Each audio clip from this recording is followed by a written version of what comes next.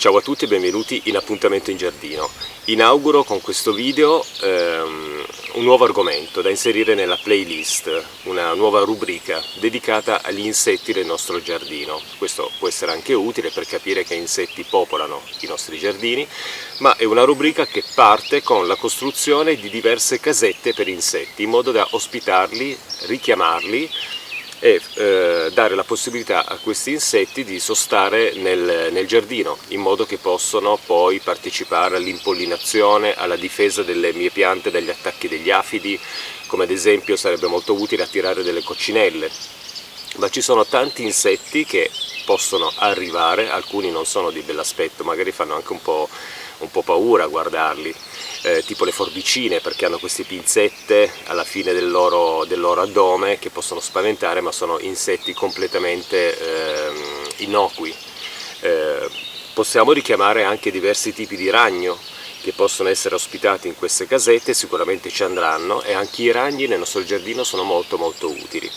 Una premessa: c'è da dire che in un giardino, se vogliamo ospitare degli insetti, dobbiamo eliminare tutto ciò che usiamo e che gli insetti li allontana. Sto parlando delle sostanze chimiche.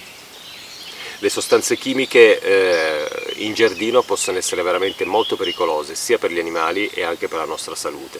Io qui nel mio giardino, essendo un piccolo giardino che cerco di curare un po' al meglio, io non uso sostanze chimiche.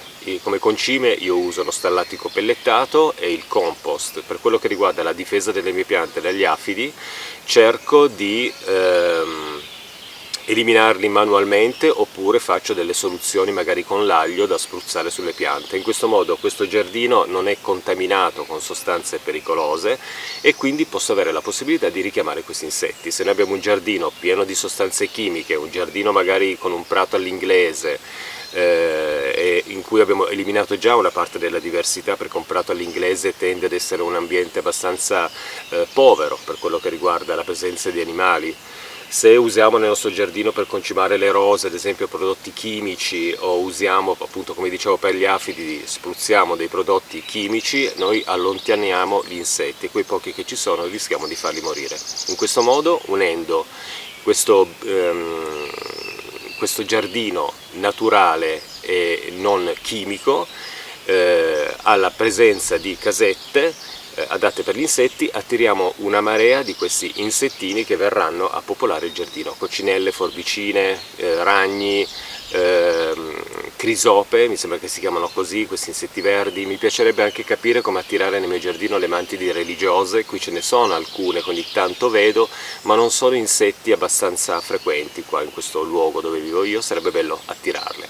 Comunque, in questa rubrica adesso parlerò di una struttura creata per ospitare le forbicine a seconda della sua posizione e le coccinelle. Questa struttura verrà realizzata con un vasetto di terracotta, della paglia, del filo e qualche rametto di bambù, per cercare poi di fermare la paglia al suo interno. Vediamo come realizzare in questo primo video dedicato proprio alle forbicine e alle coccinelle, perché questa struttura che andrò a realizzare è proprio adatta a loro, e in questo modo li richiamerò nel giardino. Eccoci qua a realizzare la casetta per coccinelle e forbicine. Allora, ci servirà uno spago, si può usare anche uno spago più spesso, sarebbe forse ideale. Io ho disponibile questo al momento, delle cannette di bambù, un pezzo anche di bambù un po' più spesso, della paglia e una cesoia per tagliare eventualmente i materiali che devono essere tagliati. Allora, questa struttura noi possiamo realizzarla in questo modo: sposto il vasetto, andiamo a legare con un filo il pezzo di bambù che andrà poi ad appoggiarsi nel foro di drenaggio del vasetto di terracotta. Quindi vado a legarlo, questo perché il filo poi passerà dal foro di drenaggio del vaso e farà sì che la struttura può essere appesa. Allora, il nostro pezzettino di bambù andiamo a inserirlo all'interno del vasetto, facendo passare il filo dal foro di drenaggio del vaso, in questo modo. Lui andrà sotto e io questo vasetto posso poi appenderlo in una pianta. Adesso, se io appendo il vasetto all'incontrario, logicamente la paglia pian piano cadrà. quindi andrà poi costruita una struttura al di sopra, magari a croce, proprio per cercare di tenere la paglia. E quindi vado a prendere le misure che mi servono, quindi taglierò qui,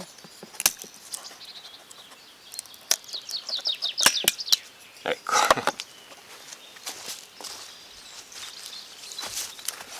e ho ottenuto la prima cannetta che terrà la paglia. Andrò a tagliare anche qui. In più posso anche metterne un'altra volendo, però diciamo che quello già a croce tende a tenere poi la paglia contenuta all'interno. Andrò a inserirne ancora un po', perché effettivamente non ne ho presa tanta, in modo da fare un po' di... rimane un po' compatta all'interno del vaso e si sposta meno, perché se ne mettiamo poca poi passa da questi buchi e quindi poi va via col tempo, anche perché gli animali poi la spostano e quindi bisogna compattare abbastanza. Quindi adesso vado a legarmi la mia croce di bambù in modo che possa sostenere la paglia.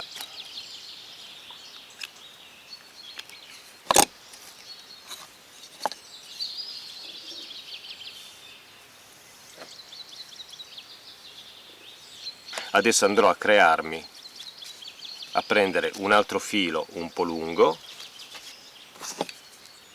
in questo modo, e andrò a legarlo sempre qui alla struttura.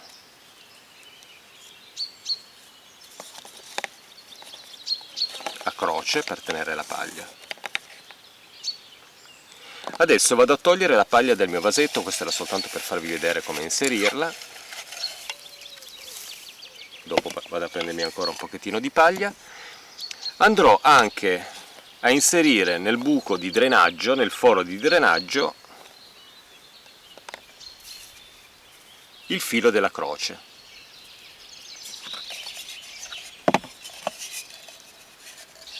In modo che poi, una volta che tirerò il filo, il vaso appoggerà sulla croce e in questo modo tutto verrà appeso e la paglia verrà sostenuta poi da questa croce di bambù.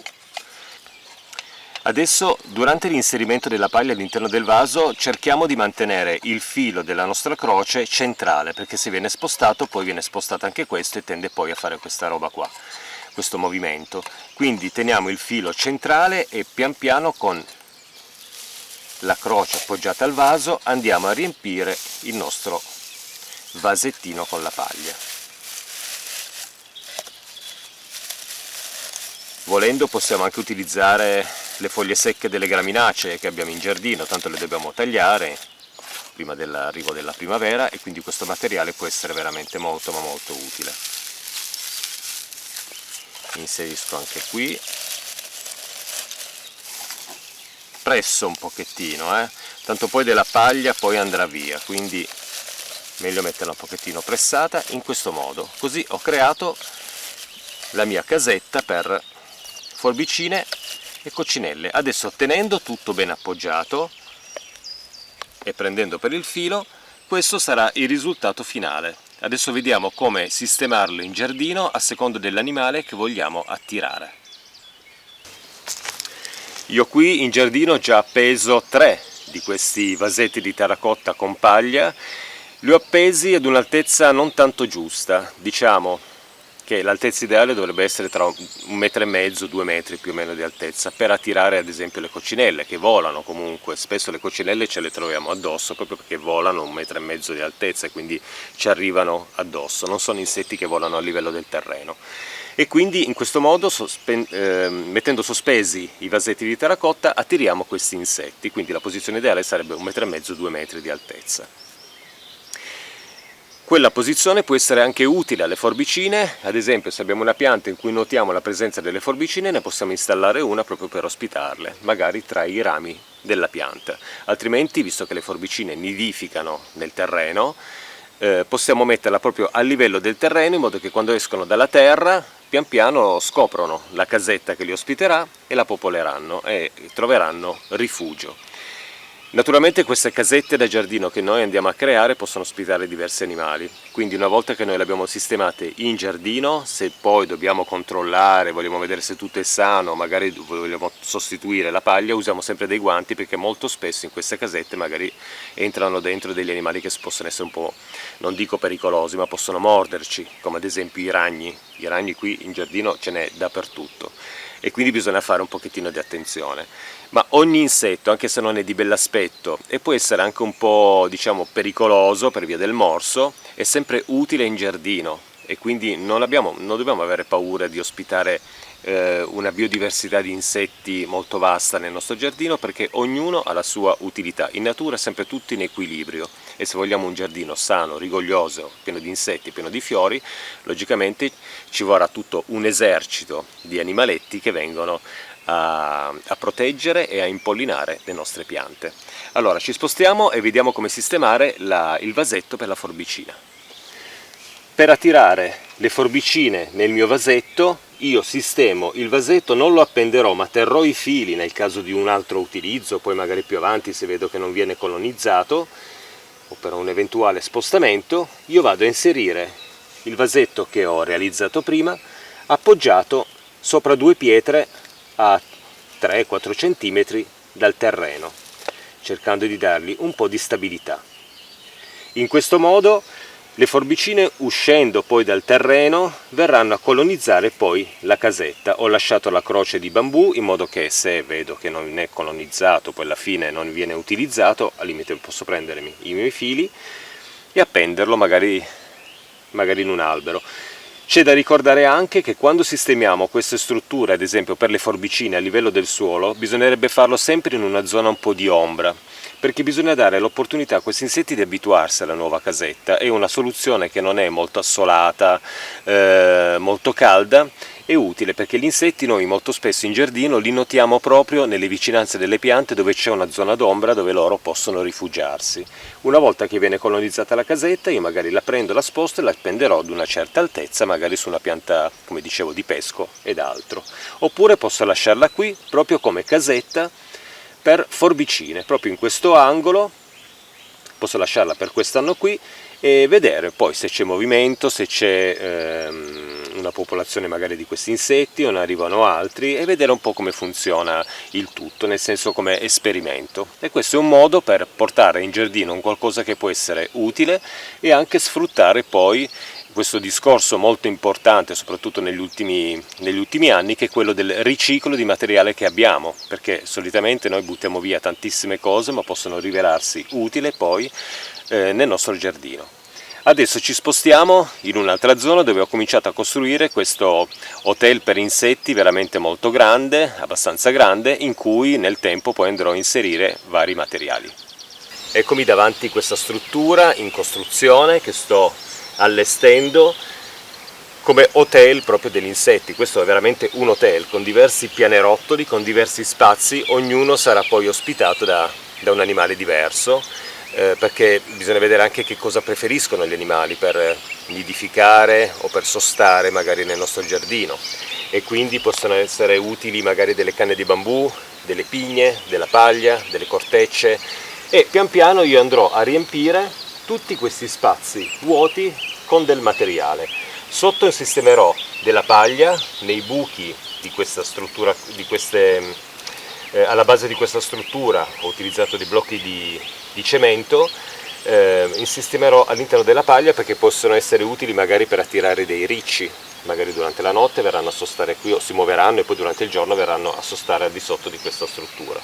E in più ci sono tutti questi pianerottoli che pian piano nel corso del tempo, dei giorni, andrò a riempire di volta in volta perché ci va un certo lavoro. L'esposizione dei nostri hotel per insetti sarebbe ideale rivolta a sud. Sud-est sono la posizione più ottimale per costruire un hotel per insetti, e in più nella parte dietro dovrebbe essere poi protetta magari con una tavola o qualcosa, e dopo andrò a inserire magari poi delle assi di legno proprio per dare la possibilità a questa struttura di non essere attraversata dal vento, perché qui poi arriva il vento, dietro c'è la casetta che usavamo per le pecore, quindi dovrebbe in realtà essere abbastanza protetto, però se lo chiudiamo un pochettino dietro il risultato sarà migliore, altrimenti possiamo lasciarlo aperto sia davanti che dietro e poi verrà colonizzato da tutte e due le parti. Adesso poi vedrò come fare, comunque di questa struttura poi ne parleremo in un prossimo appuntamento in giardino. E quindi con questo io vi saluto, domani mattina sistemerò ancora delle canne di bambù tagliate, io ho già messo della paglia, della corteccia, ho portato qua delle pigne, dei rametti, userò anche le foglie del miscanthus, roba che raccoglierò qua in giro di naturale che può essere inserito come ambiente adatto per ospitare questi animaletti che sono anche molto, molto simpatici. Ci vediamo ad un prossimo appuntamento in giardino e torneremo a parlare di queste strutture che aumentano la biodiversità dell'ambiente in cui viviamo.